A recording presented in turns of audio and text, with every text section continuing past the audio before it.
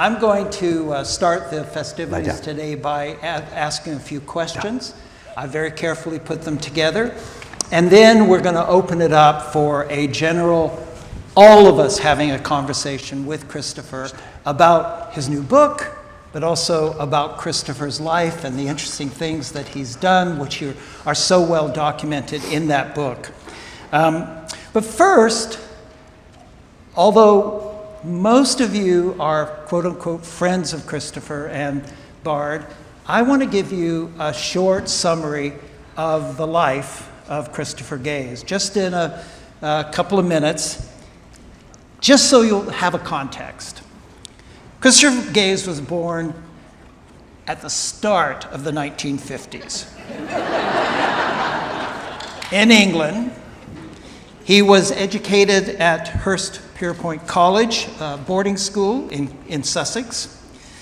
To become an actor, he started with Britain's National Youth Theatre and then was fully trained at Bristol's Old Vic Theatre School. And it's a major theatre school for the English-speaking world, really.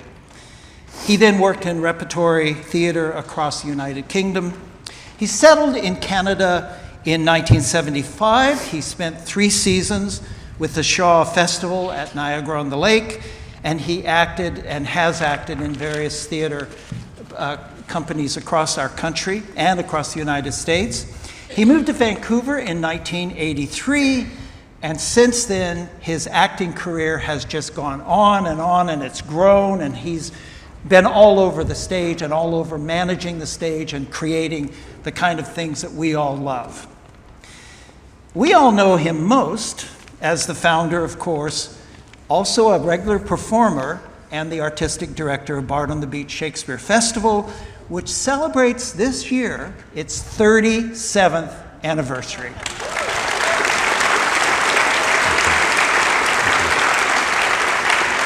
They have the main stage shows on this stage and the smaller stage, but they also do, and you may not know this, they do extensive children's programming as well. So they are bringing a new audience to Shakespeare, and I think it's a wonderful service they're doing for the English-speaking world, actually, in doing that.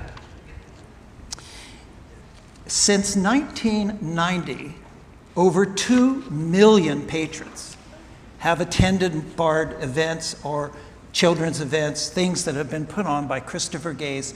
That's 2 million people who have enjoyed theater that has been created by Christopher Gaze. He's also widely known as the host of the Vancouver Symphony Orchestra's popular Tea and Trumpets, and also for the annual traditional Christmas concerts as well.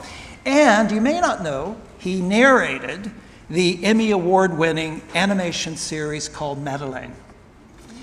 That was his voice in Madeleine. You probably also know, as I do, that he has played a leading role, a key role in British Columbia as an advocate and as an ambassador, an official ambassador for the arts of all kinds. All kinds of arts organizations, large, small, old, new, doing everything, have come to Christopher, and Christopher has given of his time day after day, week after week, year after year to those organizations. He is in the BC Entertainment Hall of Fame. He is in the Order of British Columbia. He holds Canada's Meritorious Service Medal. He holds the Gold Medallion from the Children's Theatre Foundation of America. And he owes the Mayor's Arts Award for Theatre. He also has 2 honorary doctorates from Simon Fraser University and from the University of British Columbia. So he's a force to be reckoned with. This year, and we're very excited about this, he will be inducted into the Order of Canada.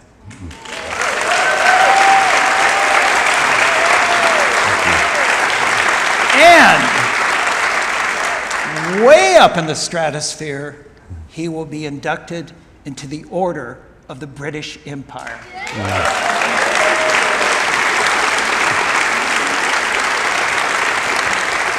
So that's our Christopher.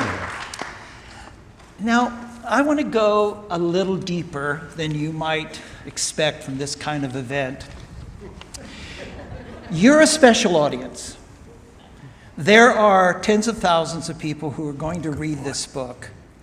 But I wanted us to give you something that you could take away from this evening that other people just don't have and will never be able to have. Things that go beyond Bard's and Christopher's career history that is really well described in this book, and I hope you're reading this book. If you haven't read it yet, I have to tell you, it is so readable. You start it, I finished it in 4 hours. It's an amazing book. You just eat it up. But I wanted to go beyond that. I wanted to try to tap into Christopher's emotions, his thoughts, and the sensations that were in his mind at 4 pivotal moments over the last 50 years. So that's going to be the structure of my questions. Now, I do need to declare right now that anything you hear from now on is strictly confidential. I want to probe, Christopher, into your inner life, the things that are not written down here, but things that I think will enhance the story as we all read the book over the next while, The Road to Bard. So I want to start at the very beginning. It's mid-1975. You're from a relatively privileged background. You're an English public school boy. Have to say that. You have, and many people may not know this, but you have a corporate position, a big corporate position waiting for you in your father's multi-generational company. You would have been the 4th generation, I believe, of that company. But you said no. You said, Dad, I'm going to be an actor, and I'm going to go and see the world.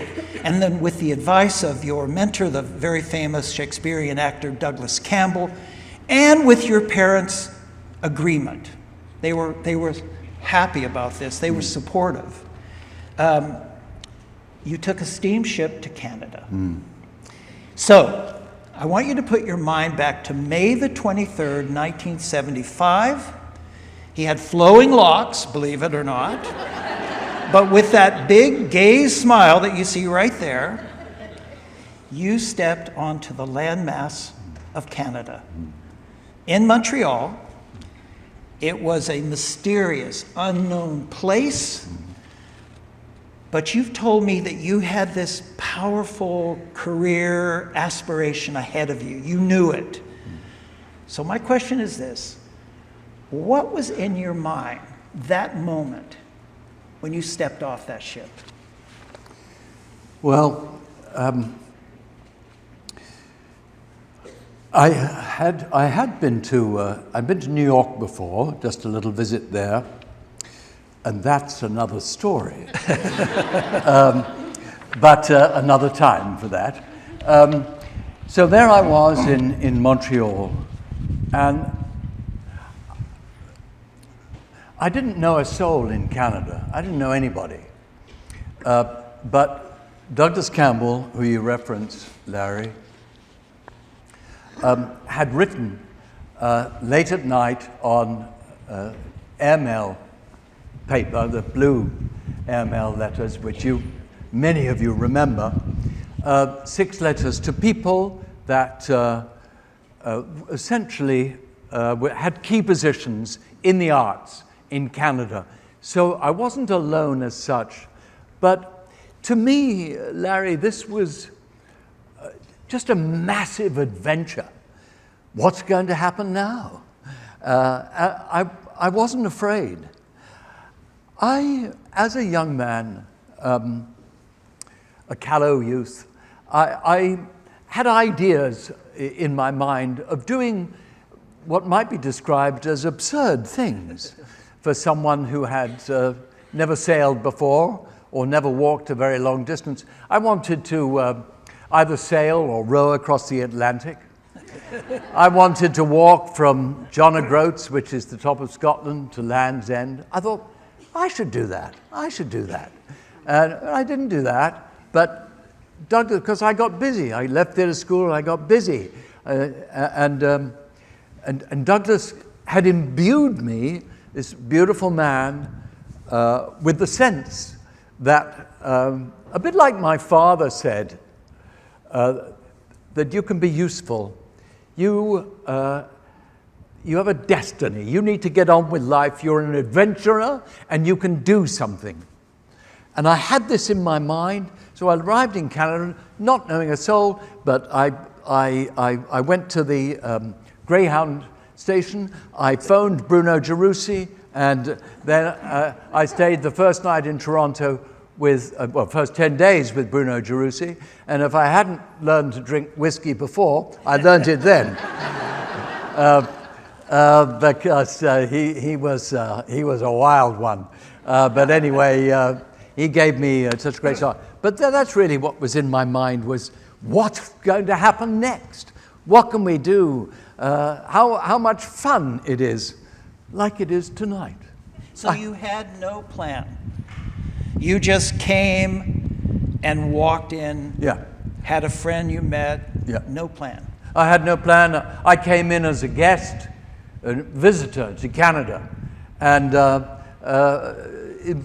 quite early on, the penny dropped that if you want to stay here, Christopher Gaze, you have to become an immigrant. Well, I had no reason to leave England. I liked it. I was an Englishman, but I was now in Canada, so I was told, if you want to work here, you have to be an immigrant.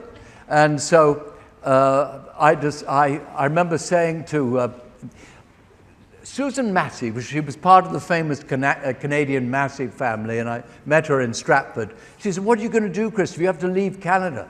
And I said, yes, I've just arrived, so I can't go back to England, but I'll go to America. And I said, I've waited on tables, I know how to do that. I'll go to Boston, I'll be a butler. I had a tuxedo in my suitcase, and I thought, well, I'll do that. And she said, well, I know ranch friends in Montana, and I'll phone them. And they said, well, if you come here, we won't pay you anything, but we'll give you a job and we'll look after you. And that's what I did. I went and worked as a ranch hand. I applied to get into Canada, and my God, they took me in. So the message there is, if you want to become a great actor, become a cowboy. Is that it? Well, I think the message is you have to be bold, you have to be brave, and you want to be on an adventure. What's going to happen next? Yeah. What can we make happen? Yeah. Bit like Bard. Yeah. So now let's go forward. Let's move forward quite a few years. You've been in Canada now 15 years. Yep. You're married. You have 2 sons. Yep. You've earned your spurs, as you said, as a cowboy in Wyoming or Montana. Yep. But you've also truly earned your spurs as a professional actor, acting right across Canada. You now have a network of colleagues. You have an identity, a public identity. You've settled here. And then you say in the book you had a dream. Your dream was to start a new live theater company right here in Vancouver, right here where we are at this very moment, on the beach, in a tent. And then in a dazzling rush of arrangements and fortuitous help and hard work by a lot of people, you made it happen. So, it's now July the 23rd, 1990, the day after the triumphant opening night. You've woken up, the excitement's kind of calmed. What just happened? What was in your mind? What were you thinking at that point? I pulled it off. I know. It was extraordinary in its own way, this opening night in 1990. in a tent about 75 yards away, rented for $50. But we got the show on. And it was pro-am. It was pro-am, professional amateur. But it had a joie de vivre. Max Wyman, who was a critic for the Vancouver province, said it's good old-fashioned barnstorming Shakespeare.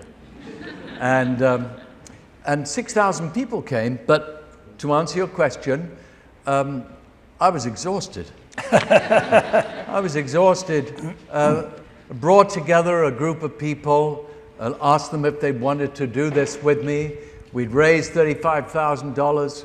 No one was going to get paid, but we were all in it together. It was a cooperative. If the cooperative made any money, we'd share that money. I think the next day, I was on security duty because we couldn't pay for security like we do now. We have to now. But in those days, it was a question of looking around the group of us. There were 27 people that had become part of this. And we all signed up on a sheet, when will you do security? And so I signed up for the first day to give everyone a good sleep that night. I had a Volkswagen van at the time that you could sleep in.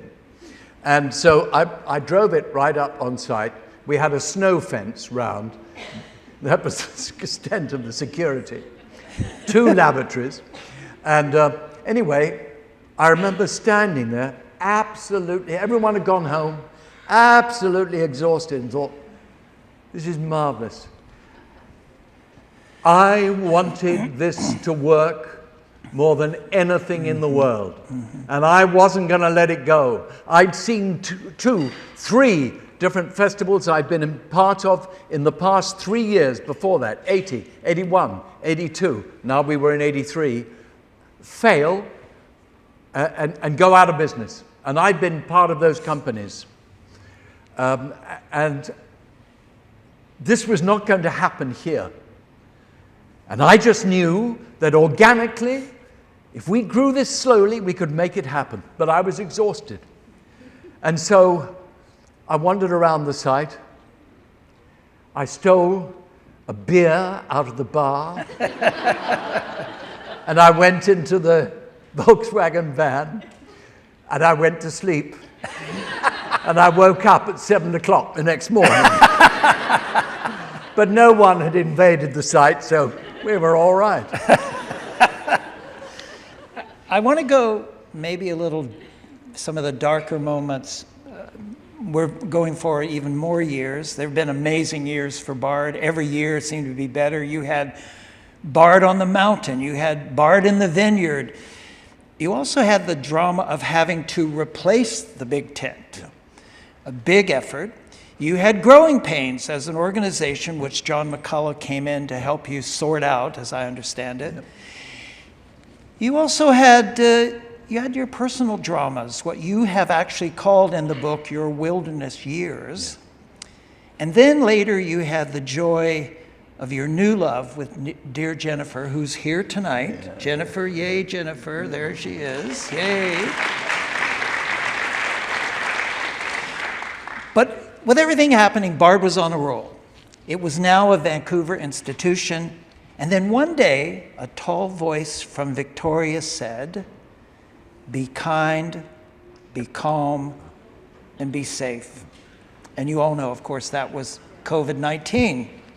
Oh my God, I've heard this story not just from you, but from a few others as well. The Bard leadership debated for over a month, and with Claire Sakaki, the then very well, solidly settled Bard executive director, and with Dean Paul Gibson in that capacity as your artistic deputy, and with all the board, after all that month, the decision was made to cancel the 31st season. 30 years of success, and then like this, you had to cancel. So now it's April the 5th, 2020, you've just made the official announcement. It's now finally hit you what it really means. What was in your heart at that very moment? Well, like many of you, I didn't own this feeling. I suspect in many hearts it was the same, but the responsibility of this place, I was shattered. Absolutely shattered. I couldn't believe it. I just couldn't believe it. How could this happen? But there was no getting away from it. You had to go with it all. And Claire Sakaki, who is the finest arts administrator in Canada and recognized as such, by the way. There she is.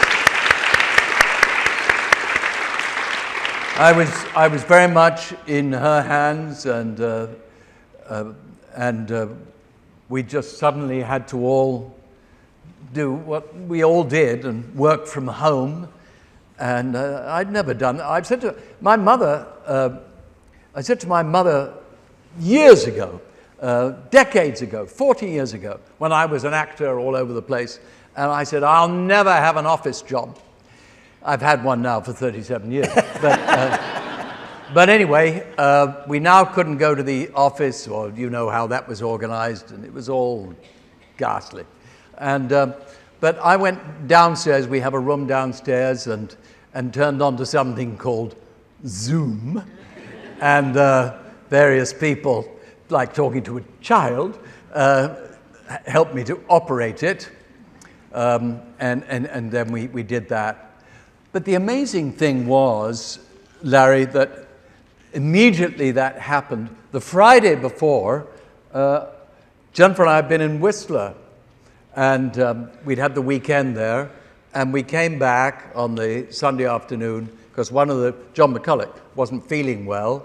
He was the chair of the board, and on Monday, Jennifer said, "I've got a sore throat." I said, "Oh dear, no. The coughs and colds go along." And then on the Tuesday, I said, "I've got a sore throat." Anyway, nobody knew what it was. You all remember in those days, nobody knew. And then the week went through, got tired, had sore throat, and that kind of thing.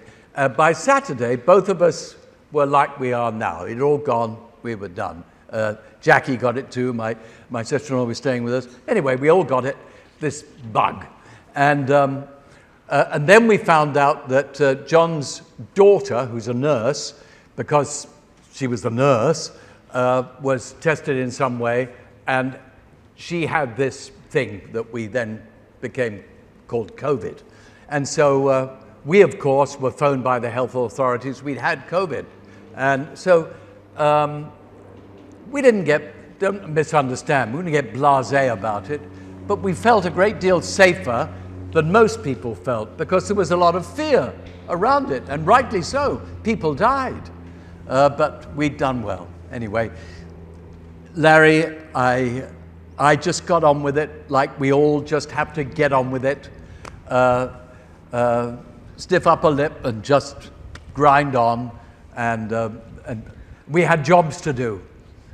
We had to contact you and say, "I'm so sorry, how are you?" And try to keep in touch. And we did that. We were very purposeful about it, because you've all been so kind, and none of you stopped during those dark times when we couldn't play. You all sent in your help, and that's one of the reasons that we're here today. So thank you. And we all have those stories, but here's a big organization, and you have actors. You had that season, I don't know, you can tell me how many actors. How did you cope with that, the sense of responsibility for those people and the fact that they too were out of work? How did that happen? I know. We had a massive Zoom with all these little tiny squares that we had to get used to. And Claire and I talked to them because we wanted to talk to them before we'd already recorded that announcement that came to all of you, but we talked to them just before then. It was all timed out with respect, because they were looking forward to a nice long Bard season. We were a week away from starting rehearsal. And so we talked to them through our tears. And it was what it was, Larry. You know, we just had to get on. And you got on. Yeah. You got on. Wow. Here's the fourth period. It's right now. You did get on with Bard. Bard prevailed. It rebounded from COVID. It's come back, wouldn't we all say, with even greater artistic flair than it had in the past? Wouldn't we all say that? And what I happily learned just a few days ago, it's also come back with a healthy box office as well. Yeah. And that's good to know. You have that loyal Bard following. Every one of us is a part of that following. You have this glamorous new book. You have this wonderful family. This morning we were with grandkids, and it was people all over the place that were so happy about what's happened. You're handsome as hell, still. What can I say? And the openings last week have been a triumph, and you still have more to go this week, and I have no doubt that they will too. So we are at June the 28th, 2026, and I know you have your heart and soul focused on the future. What's up there in your brain, and what can we all expect going forward? Well, between us and your best friends, I mean, you look at me, and I know I'm 74 years old, and we understand life, but I'm not going anywhere. And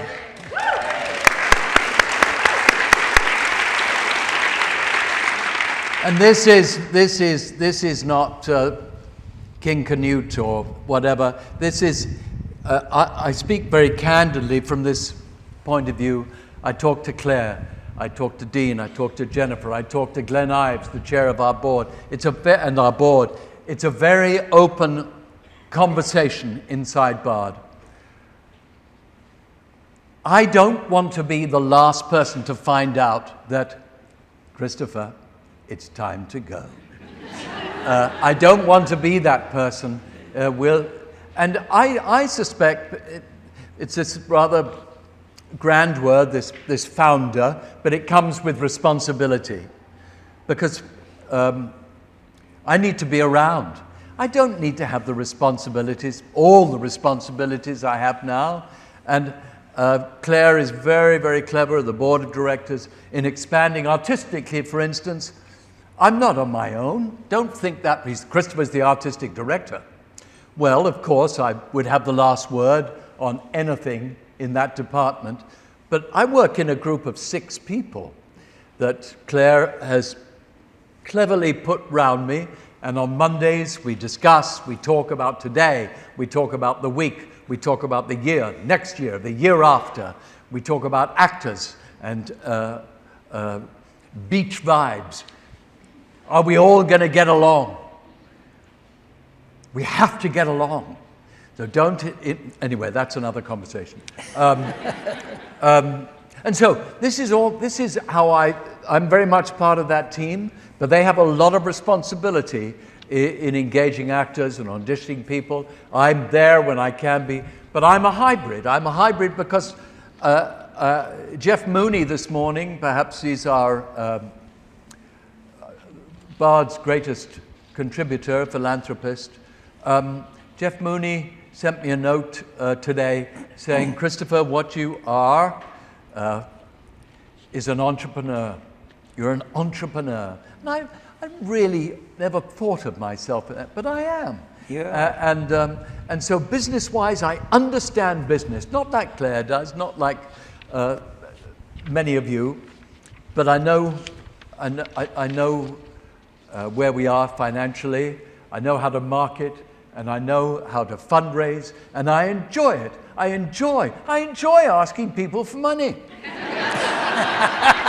Because life, here we are, we've all made a little money. I hope you've made some money.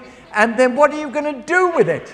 And we have to find reasonable and sensible things to be able to share it, to be able to, as people say, give back and invest in our community. And I'm not afraid, you know this only too well, in coming to you to say, can you help us? Yeah.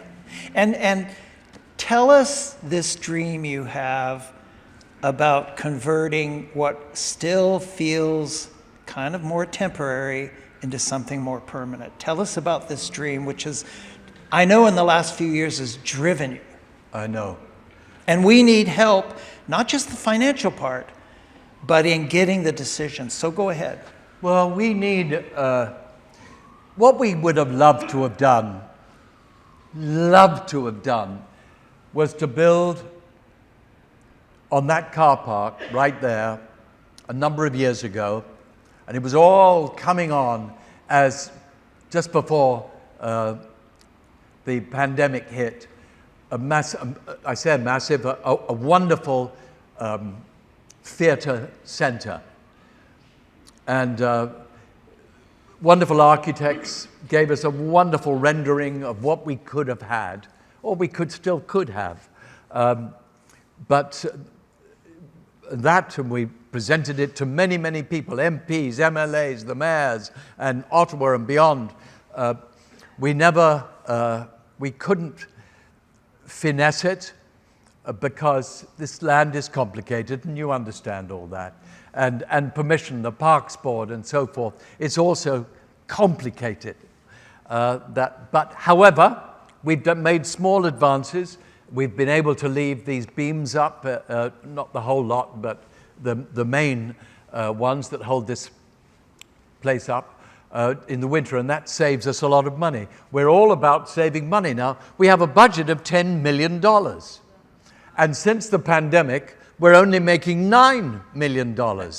And that's a serious thing. So it means that not only me, but Diane Cook, our Director of Development, Claire, and our Board of Directors, and all of us, we're trying with all our might to bring in that extra money, to balance our budget, to put in an endowment so that this place can be sustained beyond us. And that's the big target right now. And how we do it and what we can do, stay tuned. And everyone needs to help. So This is a beautiful dream. I said that I had 4 times I wanted to talk about, and I've done that. But I also want to ask you a final question before I know I want you to read a piece, but also we want to open it to the audience. As I said earlier, we all heard this weekend that you will be honored this year as a member of the Order of Canada. Is that great? This is our country. That's great. But just a bit earlier, you were home with Jennifer and Mason. The season was getting off to a really good start. Life is good. It was May 11th, I know that, 2026, one day before his birthday. And I think you received a phone call that kind of grabbed you. It was the Consul General of the United Kingdom advising you that you are also to be invested as a member of the most excellent order of the British Empire. Only given so far to about 62 Canadians in all of the history of this thing. Yeah. Almost never given to a West Coaster. And I can't quite get the information, but you may be one of only 2 or 3 that were in the whole culture sector. This is how rare this is. And this is not just for Canada. This is for the entire British Empire. And I want us to really recognize that. It's an amazing thing. He is going with Jennifer to Buckingham Palace where he will be invested by His Majesty King Charles III. What an amazing thing. So when you got that phone call, Christopher, Yep. what went through your mind? Well, you can see my emotions are not far from the surface. And when Tom, I know him, the UK Consul General, he said, Christopher, I've been contacted by the palace, and they would like to give you an MBE. And then I couldn't speak. And then I heard, Christopher? And I said, I'm sorry, I have to sit down. I was brushing my teeth at the time. And anyway, he finished the conversation. He said, I'm going to send you some bits of paper which you have to answer truthfully, and we'll go from there. And then I turned to Jennifer and told her what had happened. And we both clung on to each other and recognized tried to begin to recognize what this amazing moment was and appreciate. And every moment since then, I've tried to think about it and contemplate it and be grateful that I have been honored in this way. And as I said up in the marquee, no man is an island. And I share this with you. I share it with everyone I know.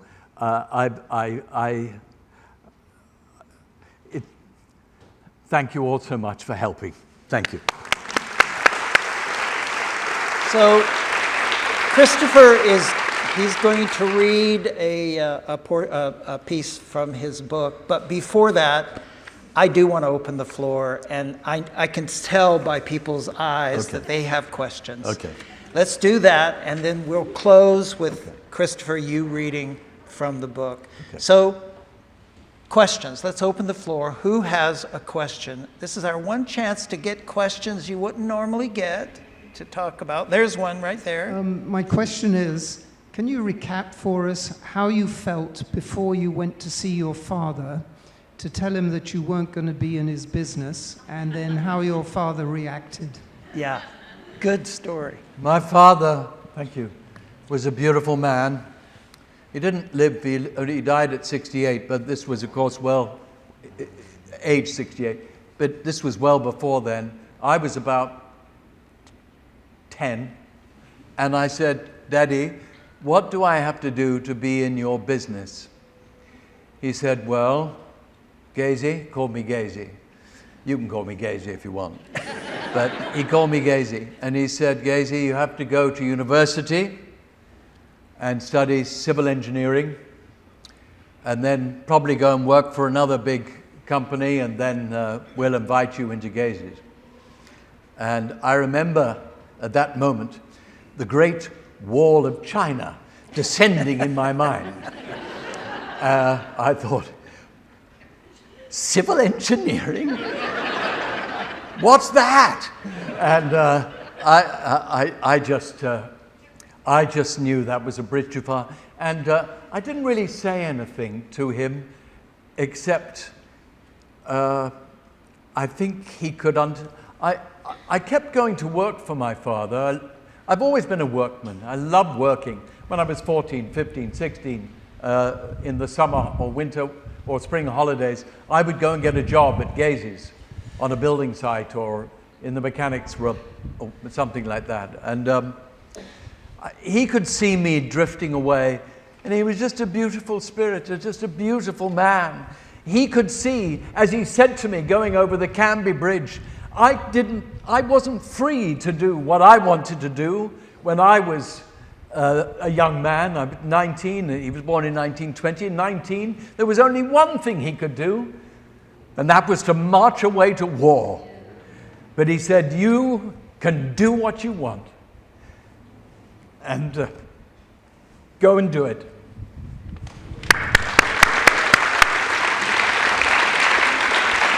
got to be more. Yes, here's one right here.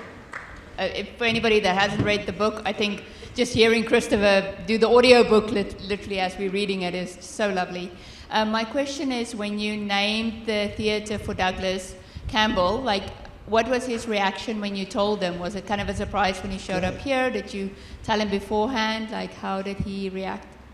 Douglas Campbell was a great man. By the way, there will be an audiobook. And I'm going to answer your question. But I wanted to say, because you mentioned audiobook, there will be one. I'm going to start recording it shortly in July and August. And when the reason Jennifer and I met is because of Kerry McPhedran right there. She because her father, back in the 1990s, used to come to concerts with Kerry, and that I would be talking out and telling stories and all the things that I have done over the years.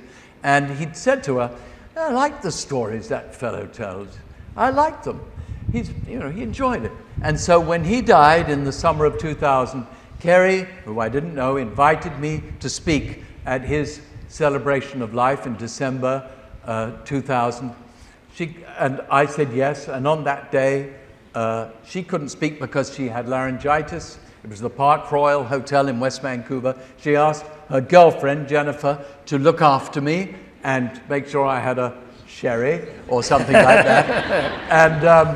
And I remember, well, that was the day I met Jennifer. I sat beside her in a window seat thinking, oh my God, what's wrong with you gays? And this woman is marvelous. And a few months later, of course, that's the rest of the story. But the reason that Jennifer and I met was because of Kerry McPhedran. And when she heard that I might do an audiobook, they're not inexpensive, I might add. Kerry phoned the next morning after a Tea and Trumpets concert she'd come to and said, "And I'm going to pay for that." Yeah.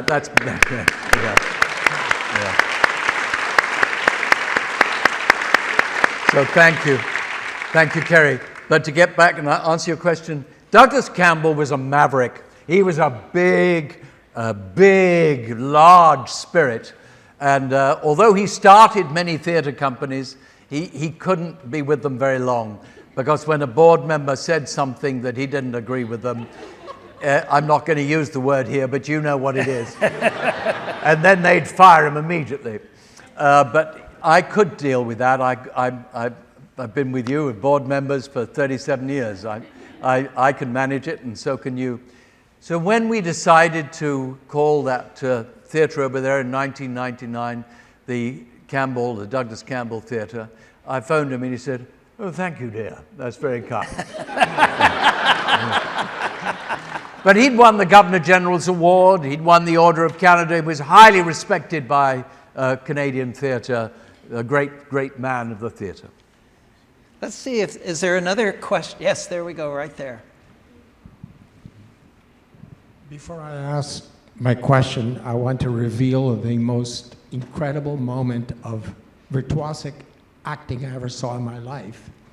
And it was a young man playing Richard III in a place that was before Bard on the Beach, and his name is Christopher Gaze. And when he was through doing the Hunchback, he would bow down, come back up, and he was Christopher Gaze. And then he would bow down, come back up, and he was Richard III. And I have never seen virtuosic and something like that before in my life or since. And the question is, who played the piano at your wedding to Jennifer at Christchurch Cathedral?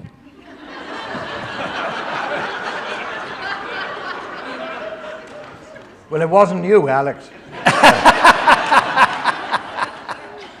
Our wedding, of course, was a wedding took place inside a very big concert. Maestro Bramwell Tovey played the piano.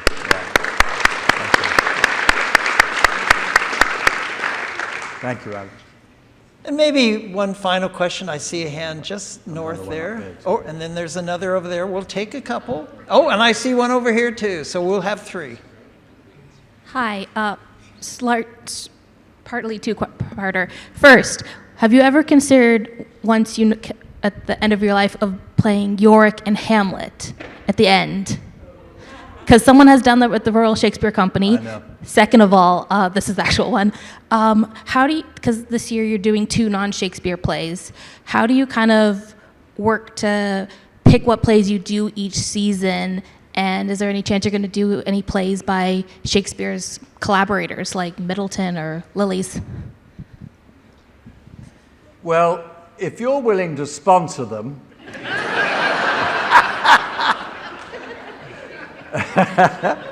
no, seriously, our minds and our hearts are open. We're trying to present obviously Shakespeare plays. We're not getting away from that.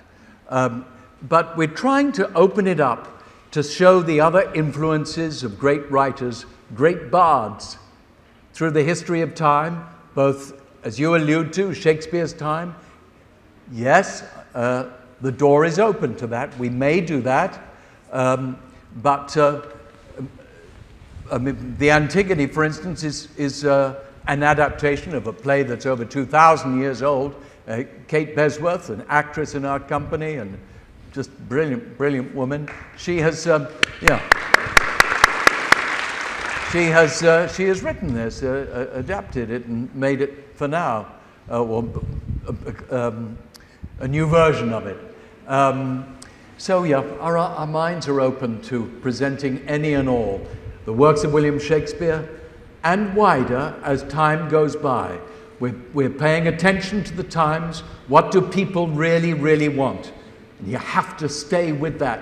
Don't get so wrapped up and precious in what you really, really love. And what I want to do, well, yes, you may want to do it, but you need to think wider than that. What's going to appeal? There's another question right there, which the mic is quite close to. I have been here. My mum and I started coming to Bard on the Beach in 2002 when we moved to Vancouver from Kelowna. And I am just so proud to be a member. I've been a member since 2002 of Bard on the Beach. And every year, and I can remember that first year, or the first 2 or 3 years, going into a much smaller tent and having to put our names on chairs. And it was sandy, like it was. And look how far we've come today. Thank you. It is the most wonderful experience. And I've given $50 today for this next year. Bless you. To Bard on the Beach. Bless you, Rose. Thank you. And it is going to continue. Thank we could you. do a fundraising or two, like we could have a Scottish country dance party, and everybody give $20 or $25. I know. And you know, anyway. And you are expressing similar emotions of a lot more people in this room. Am I right? Thank you for that. Now let's go here. Thank you, as always, Christopher, for sharing your story and your life and your energy with all of us. And like you, my emotion is always a little close, as you know. But I would love for you, and it's kind of fitting that it's the last question, to share your thoughts on why youth were so important to the Bard story, and how you came to that for the young teaching program, the young Shakespeareans, all of that have seen more than a generation go through, you know, these tents. The youth program. The youth program. Well, Bard Education, the director of Bard Education, stand up, Mary Hartman. That's Mary Hartman.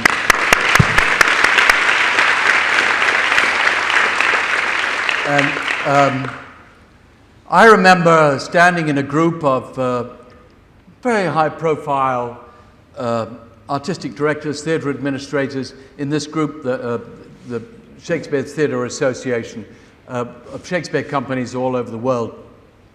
And I asked ingenuously in about 1999 to the little group, we're thinking of investing more in education. We're already doing it, but we needed to push on. And is that a good idea? And I remember Fred Adams, a very wonderful man, he said, Christopher, do it, and you will be astonished. Maybe the education work you do may become even bigger than your theatre company. And that's what we started to do. And about 20 years ago now, Mary, she happened to move to Vancouver. She was with a very high-profile company in the United States, and we were able to employ her, and she is recognized as, I've talked about Claire, but we've got the best here, a lot of the best right here. And Mary Hartman is one of them, and of course, thank you for your question, the investment in children, young people, and internship makes it all worthwhile. We're not going to be here forever, and the new blood must come through and drive it on. Hear, hear. So I know you've been waiting for Christopher to do his reading. We're going to pause now. Christopher, turn it over to you to read from the book. Thank you, Larry. And I just want you all to know that Larry Beasley, also a member of the Order of Canada, Larry was the city planner here, has written 3 books for 20 odd years, and just a marvelous man and a very close friend with his partner Sandy. They're very close to Jennifer and I, and we've had a lot of trips together. And one of them was on the Queen Mary, traveling from New York to Southampton. I recommend it to you if you can rob the local bank. But I just want to read you this final piece from the book.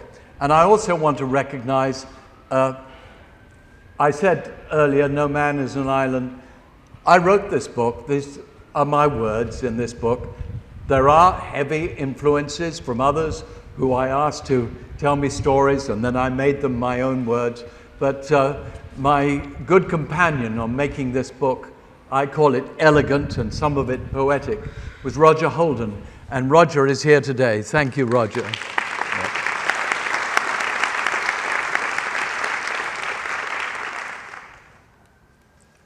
We're on the ship, and we're just getting close to the UK. 7 magical days passed, and finally, on our last evening at sea, about an hour before sunset, we passed Bishop's Rock for the 2nd time in our life, this time on the port side. We all retired to our rooms reasonably early, and in the middle of the night, I stood quietly on our balcony. I couldn't sleep for some reason. Perhaps because I knew we were arriving in Southampton in a few hours, and in the dark, I thought about many things.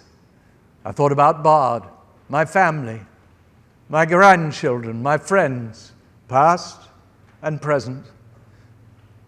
Pete Postlethwaite popped into my mind once again, and I remembered him.